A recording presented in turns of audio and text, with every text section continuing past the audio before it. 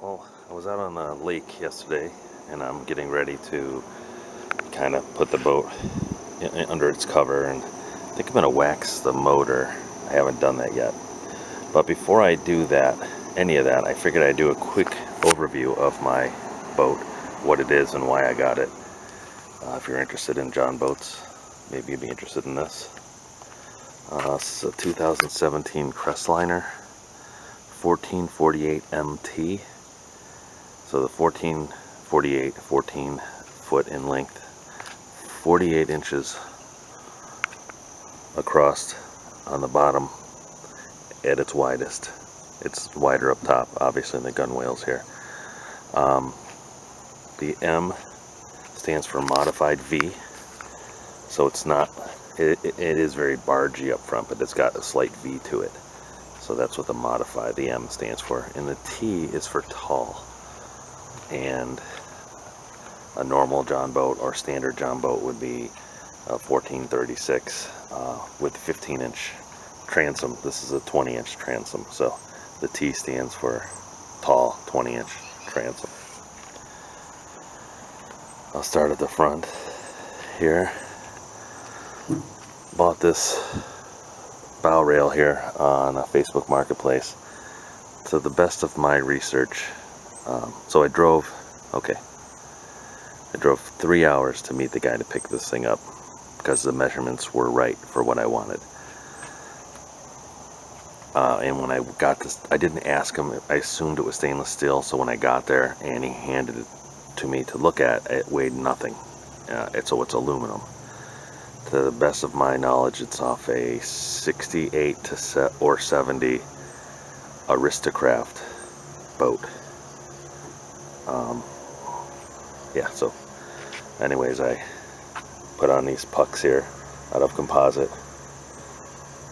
and drilled one hole in the center of the puck, and then I attached this. As you can see, this is not a perfect fit, and I'm still debating on whether or not I'm going to put some heat on here to bend this down or not, because this is a very old aluminum, so I may stay away from that. Underneath each one of these seats is a ton of closed cell flotation, so that way if the boat was to take on water, it would at least float on the surface and not sink to the bottom. Each rider has a handrail. These are shower rails, stainless steel, off of Amazon. And the reason I did that is because when you're sitting down, it's easy to grab onto the sidewall here, and I didn't want anybody pinching fingers while being a passenger on the boat. It has a live well built into it, which I do not use as a live well. I use it as storage because I don't get that serious about fishing. It had just a hole here, so I put in this flat latch so that rainwater and whatever else would not fill up the well if I leave the cover off overnight, which I did last night. Also, each seat has a cup holder for drinks, so that way your drinks aren't flying around the floor here. You can see the ribs. They haven't been a problem for tripping yet for what I've been doing. If it does become a problem, I'll probably put some teak in or something to fill those up so it's a flat bottom, but for the sake of keeping the weight down, and since it hasn't been a hazard yet, I'm just leaving it the way it is for now. Put on a bimini top, so that way, you know, when it's sunny, you can get a little relief from the shade.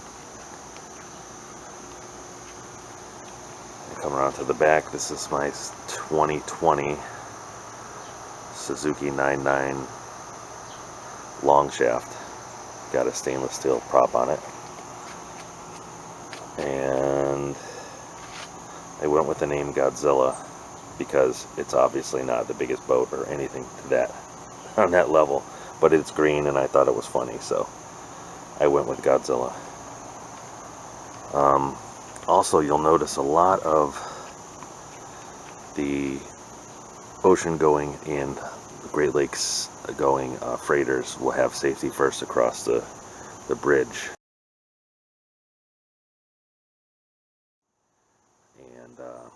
I like that. I like that message. I think that it says a lot about the captain and the boat, and it reminds people, if not overtly, you know, subconsciously, to behave safely, because you know, being out on the water can be dangerous, and if you don't respect it, you could get hurt or worse, and I'd like to avoid that at all costs. So I originally had the weight stickers on, and it just was too much, so I figured, well, you know what, I'll paint it green and then pull the stickers off, and that way it's kind of like black on black. We see baseball caps with black on black embroidery and stuff like that, that sort of like not in your face. So that's why I did that. Top speed with this motor, I did the 15 horsepower conversion. I can't get it over, the fastest I've seen is 19 miles an hour. So between 17 and 19 miles an hour, depending on the wind and the waves.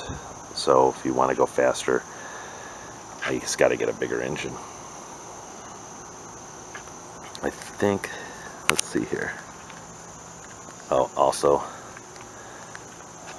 I added an extra bow eye for, so what happens is my winch goes underneath here, and I like to put on a hand line when launching the boat, so that way I can put the hand line on here and not have to switch them out. I can just put a hand line on, hand it to the person who's with me, and I can go about releasing the boat, and we can both do it simultaneously.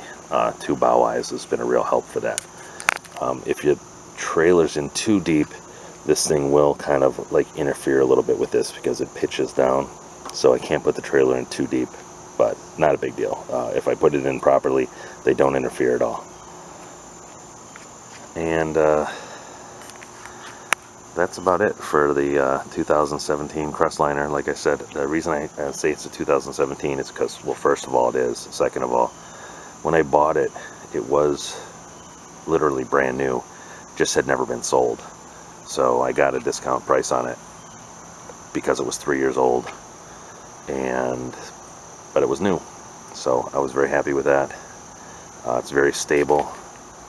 You don't feel like canoey tippy when you're walking in it. So thanks for watching.